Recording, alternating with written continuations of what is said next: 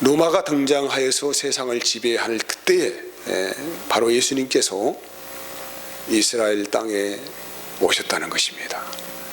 근데 거기에서 이 꿈의 예언은 끝나지 않고 로마 시대가 끝나면은 영원히 쇠하지 않는 나라, 모든 나라를 쳐서 멸망시키고 영원히 쇠하지 않는 나라를 하나님께 세우시겠다라고 그렇게 말씀을 하셨어요. 영원히 망하지 않는 나라, 영원히 쇠하지 않는 나라. 이 나라가 어떤 나라냐? 바로 예수님을 통하여 세워진 하나님의 나라입니다. 다니엘서 2장 44절 말씀은 기록은 여러 왕들의 시대에 하늘의 하나님이 한 나라를 세우시리니 이것은 영원히 망하지도 아니할 것이요 그 국권이 다른 백성에게로 돌아가지도 아니할 것이요 도리어 이 모든 나라를 쳐서 멸망시키고 영원히 설 것이라고 그렇게 정확하게 예언을 하셨습니다. 그러니까 우리가 보기에는 세상이 그냥 그렇게 흘러가는 것 같지만은 이미 하나님은 이 세상이 어떤 나라가 어떻게 등장을 하고 어떻게 그 나라가 어떻게 세상을 지배할 것이고 또 그 다음 나라가 어떻게 등장을 할 것이고 이런 역사의 연속 성장들을 그대로 아주 파노라마처럼 다니엘을 통하여서 보여주게 된 것입니다. 지금 살펴보니까 지금 우리가 이 지나온 인류의 역사를 쭉 거슬러 살펴보니까 정말로 다니엘을 통하여 말씀하신 하나님의 예언은 정확하게 한 채의 오차도 없이 그대로 그렇게 흘러왔던 거예요. 그리고 이제 영원히 쇠하지 않는 나라, 망하지 않는 나라, 그 하나님의 나라가 세워졌는데 이 나라를 새 나라고 하지 않습니까? 그 새 나라의 왕 되신 분이 예수 그리스도이시다라는 것을 성경이 드러내고 있다는 거예요. 그러면 이 새 나라, 예수님을 통하여 세우신 이 새 나라는 어떻게 세워졌는가? 이 말씀이 예레미야서 31장 31절에서 34절까지 말씀이죠. 다 읽으면 좀 기니까 33절 말씀만 읽어볼게요. 그러니 그날 후에 내가 이스라엘 집과 맺을 언약은 이러하니 곧 내가 나의 법을 그들의 속에 두며 그들의 마음에 기록하며 나는 그들의 하나님이 되고 그들은 내 백성이 될 것이라. 여호와의 말씀이라고 하죠. 종이로 기록한 율법, 이 율법은 이제 더 이상 아무런 효력이 없다라고 하는 거예요. 왜? 이스라엘 역사가 그것을 증거를 하고 있으니까. 하나님을 통하여서 이스라엘은 율법을 받았어요. 그 율법을 지키겠다고 했어요. 그런데 그들의 역사는 정말로 흑의 역사였습니다. 남유다의 제일 마지막 왕은 결국은 눈이 뽑히고 쇠고랑에 채워진 채로 질질 끌려가지고 바벨론까지 갔어요. 하나님의 말씀을 받아서 그 나라를 잘 세우겠다고 다짐했던 여러 왕들이 결국은 다 실패하고 때로는 많은 혹독한 매를 맞기도 하고 또 선지자들이 그 시대마다 외치면서 회개하라고 외치고 또 그런 선지자를 옥에 가두기도 하고 엄청난 고생하는 그런 역사 안에서 결국은 이제 한 나라의 속국이 되는 그런 망조가 되는 나라로 그렇게 전락을 했다는 거예요. 바로 이제 우리가 하나님의 말씀을 잘못 알게 되어지면은 이스라엘 역사가 그걸 증거를 한 것처럼 우리 또한 그렇게 영원히 멸망 속으로 들어갈 수밖에 없다. 그래서 이제는 하나님께서 우리에게 은혜를 베풀어 주셨는데 더 이상 너희에게 그 요구를 하지 않겠다 이 말이죠. 왜? 그것은 역사각을 증거하고 있고 수많은 사람들이 그렇게 살아보려고 도전하였지만 다 패배하고 실패한 그 법을 어떻게 계속적으로 유지할 수 있겠느냐 해서 그 법을 폐지시켰습니다. 폐지시키시고 새 법을 세우신 거예요. 새 법을. 그 새 법을 새 언약의 말씀이라고 하는 것입니다. 그 새 언약의 말씀이 오늘 바로 뭐냐면은 생명의 성령의 법이에요. 오늘 이걸 말씀에 다시 한번 읽고, 그러므로 이제 그리스도 예수 안에는 있는 자에게는 결코 정죄함이 없다는 거예요.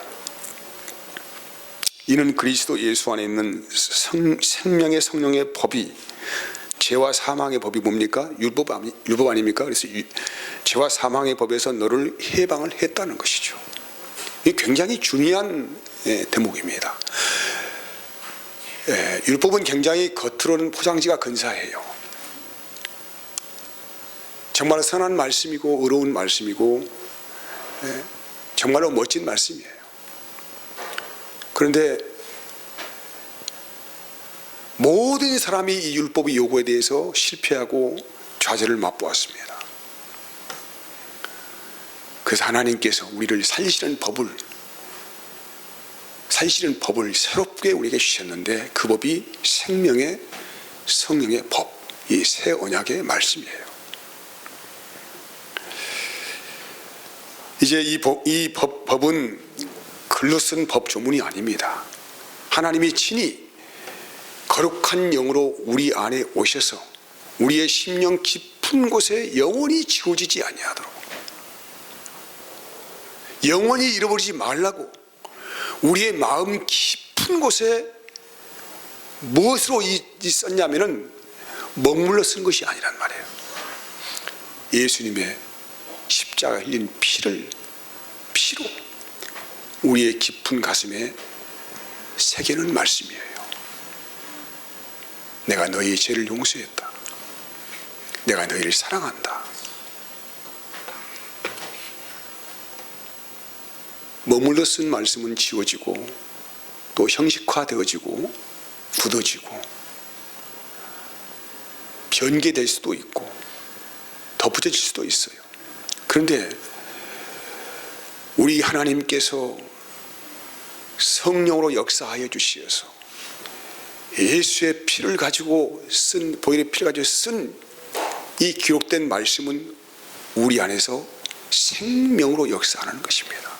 이게 살아있는 말씀이 되는 것이고, 비로소 그 은혜 안에서 우리가 예수님과의 생명 교류 안에서 주님의 생명을 누리고 살아갈 수 있는 유일한 새로운 성령의 새로운 법이 되는 것입니다. 오늘 저와 여러분들이 그런 은혜의 법의 적용을 받아서 영원한 구원 언약 안에 우리가 동의를 한 거예요. 그래서 하나님의 자녀가 된 거라 이 말이죠. 그럼 이 예수님은 누구이신가? 굉장히 중요한 거 아니에요. 왜? 예수님이 왜 그게 중요한가 이 말이죠. 그분이 우리가 똑같은 죄인이라고 한다면 우리는 아무런 효력이 없다는 것을 알고 있습니다. 근데 그분은 특별한 분이십니다. 히브리서는 이렇게 예수님을 소개를 하고 있습니다. 히브리서 1장 1절에서 3절까지 읽어보면 옛적의 선지자들을 통하여 여러 부분과 여러 모양으로 우리 조상들에게 말씀하신 하나님이 이 모든 날 마지막 날에는 아들을 통하여 우리에게 말씀하셨으니 이 아들을 만유의 상속자로 세우시고 또 그로 말미암아 모든 세계를 지으셨느니라. 예수님을 통하여서 모든 세계를 지었다는 거예요. 우리의 생명도 그러니까 어디 안에 있다는 것입니까? 예수 그리스도 안에 있었다는 얘기죠. 그리고 이제 뭡니까? 굉장히 중요한 일을 하셨어요. 이는 하나님의 영광의 광채시다. 그러니까 예수님은 누구라는 거예요? 하나님 영광 그 자체라는 거예요. 그리고 그 본체의 형상이시라. 예수님의 신분이에요. 예수님은 성인이 아닙니다.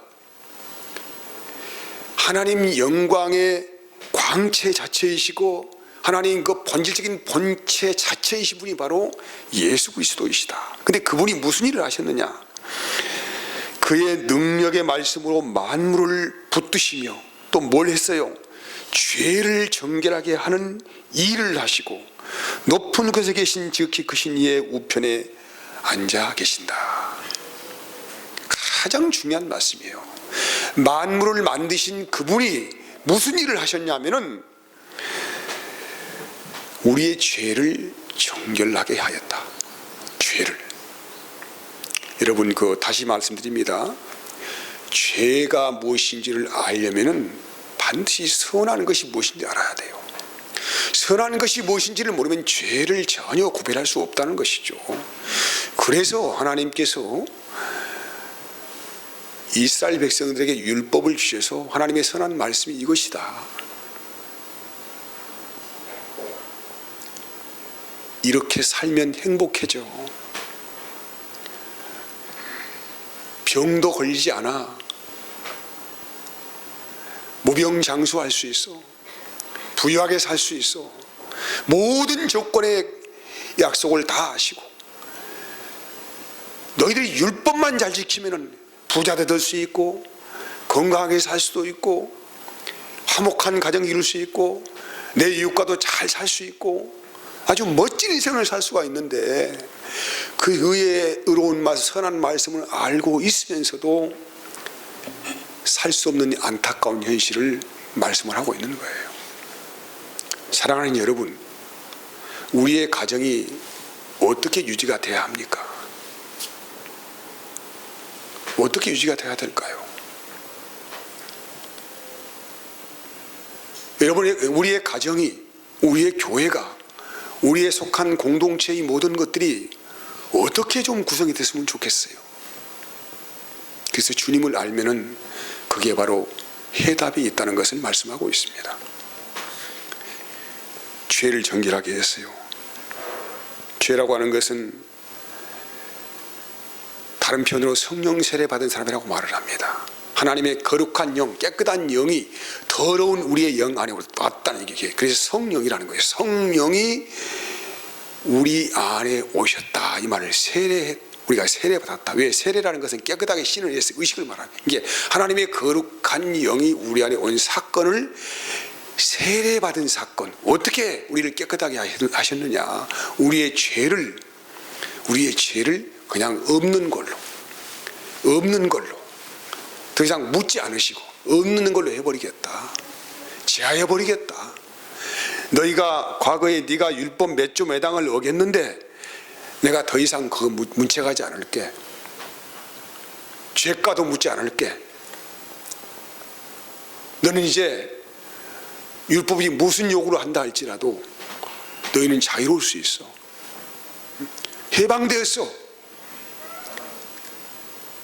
그래서 세례라고 하는 것은, 깨끗하게 되었다고 하는 것은 우리의 마음이 깨끗해진 상태를 말씀하고 있는 거 아닙니다.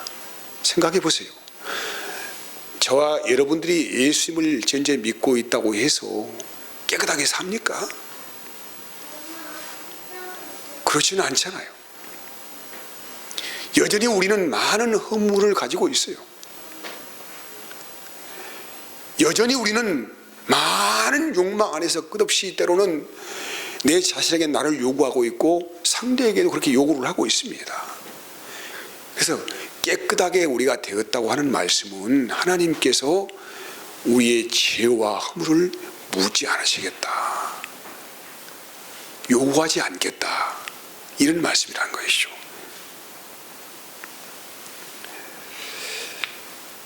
그래서 이 대목을 뭐라고 표현하냐면, 성경은 하나님께서 너를 사랑하신다, 이 말씀이에요.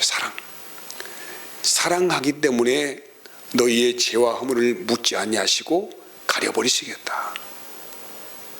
이 본질적인 말씀 안에서 우리의 영혼이 회복되는 것입니다.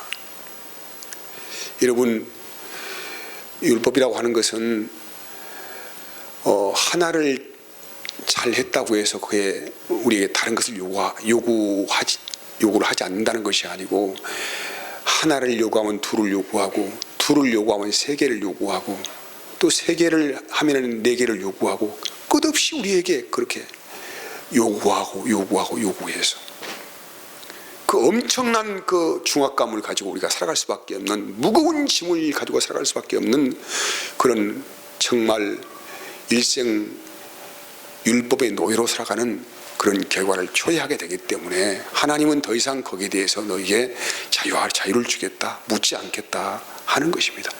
그래서 이런 하나님의 형상을 본 사람들을 뭐라고 말하냐면 예수를 봤다. 예수를 보면은 뭘 보는 것입니까? 하나님의 자비하신 사랑을 보는 거예요.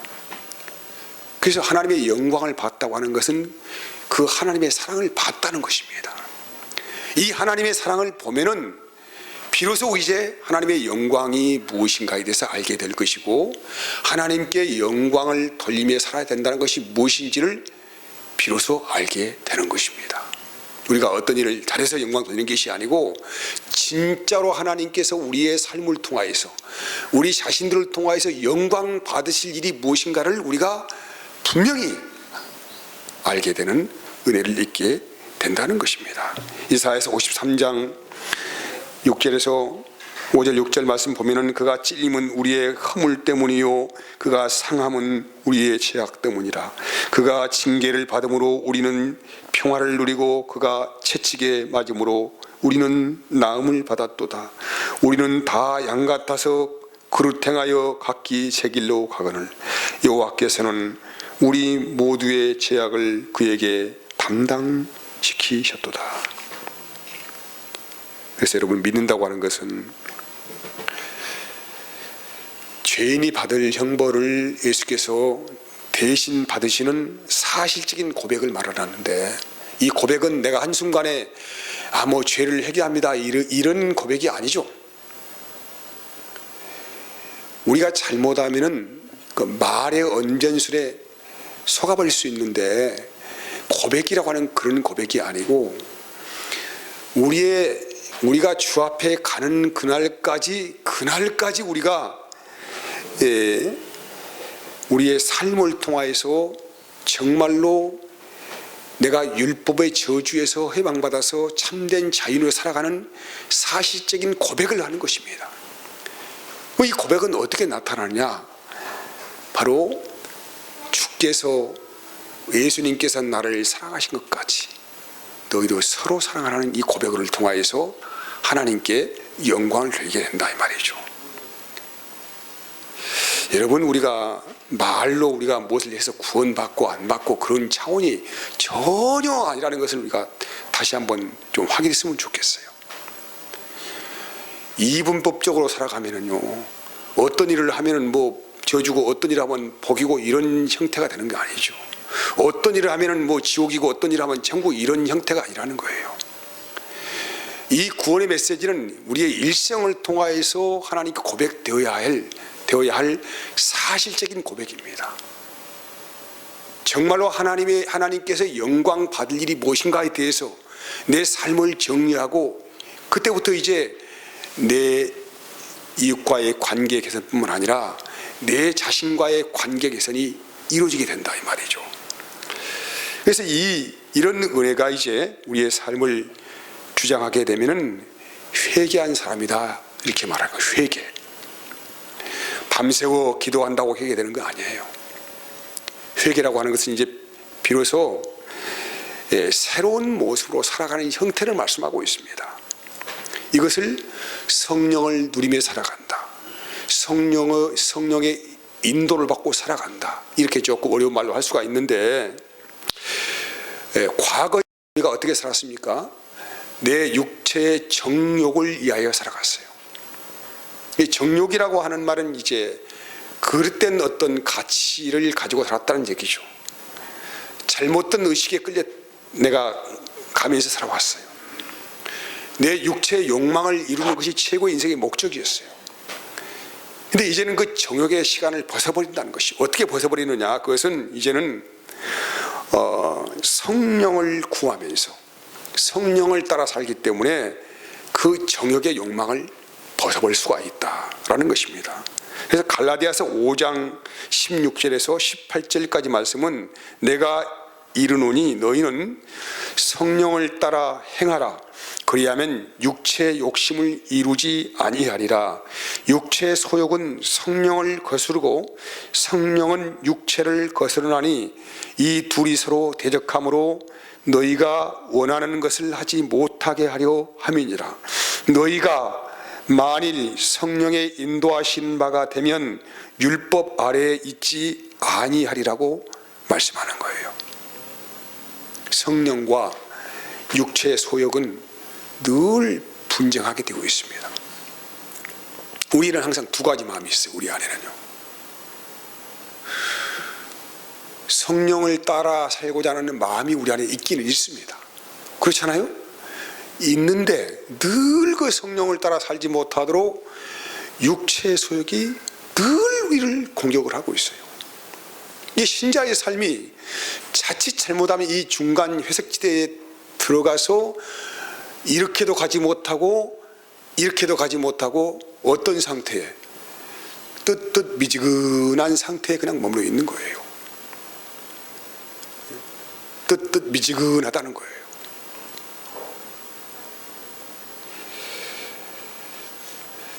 여러분, 우리가 정욕이라 하는 것들을 만만하게 봐서는 안 됩니다. 이 정욕은 하나님을 향한 잘못된 지식을 근거로 해가지고 우리의 감정과 의지를 조종을 합니다.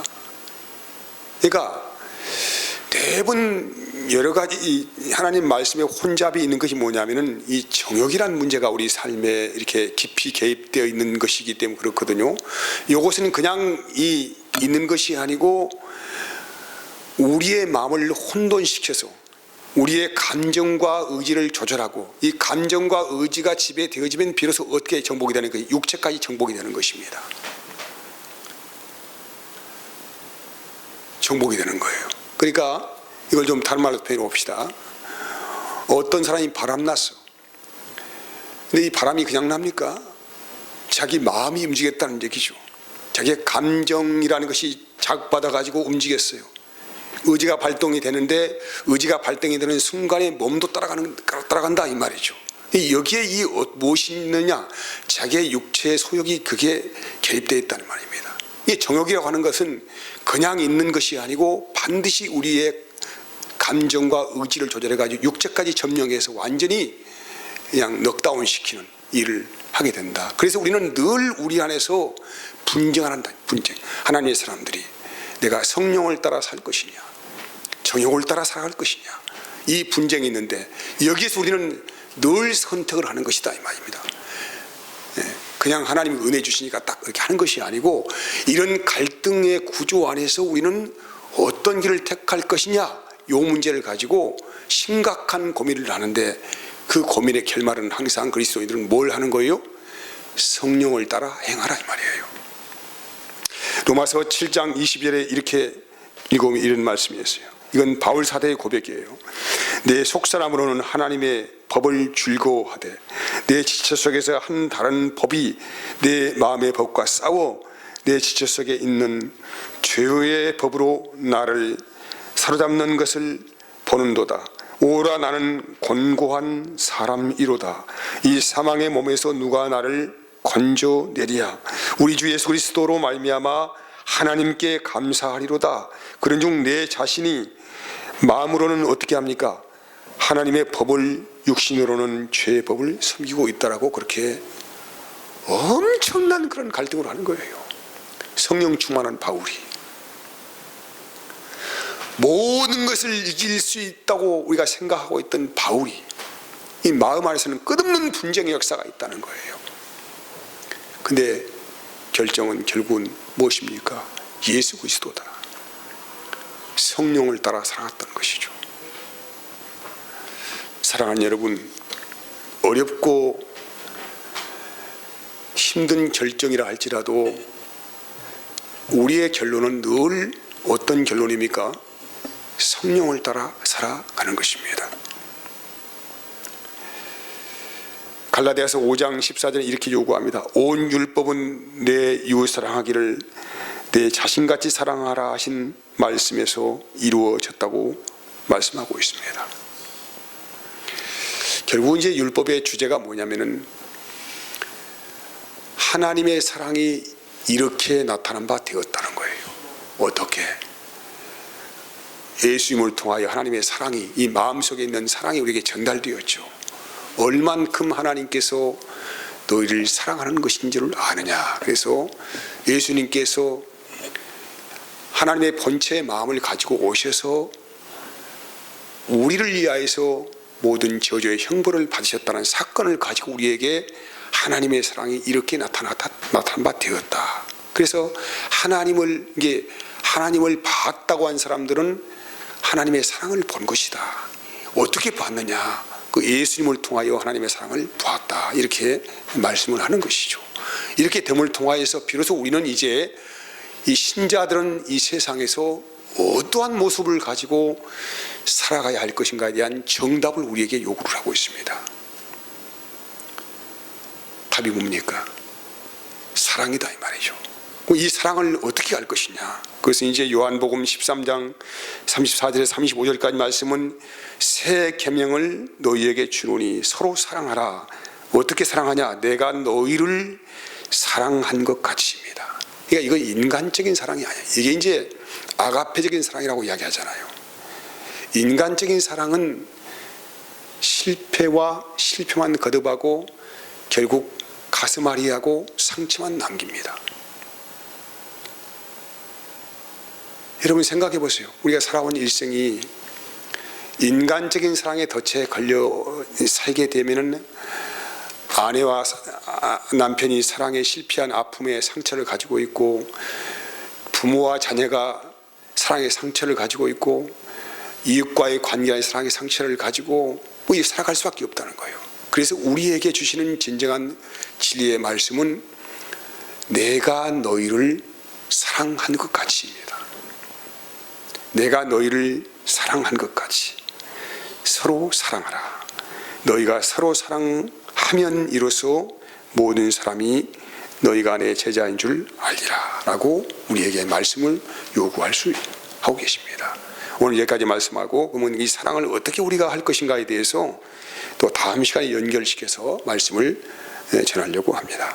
자, 기도하겠습니다. 하나님 감사합니다. 오늘도 주의 은혜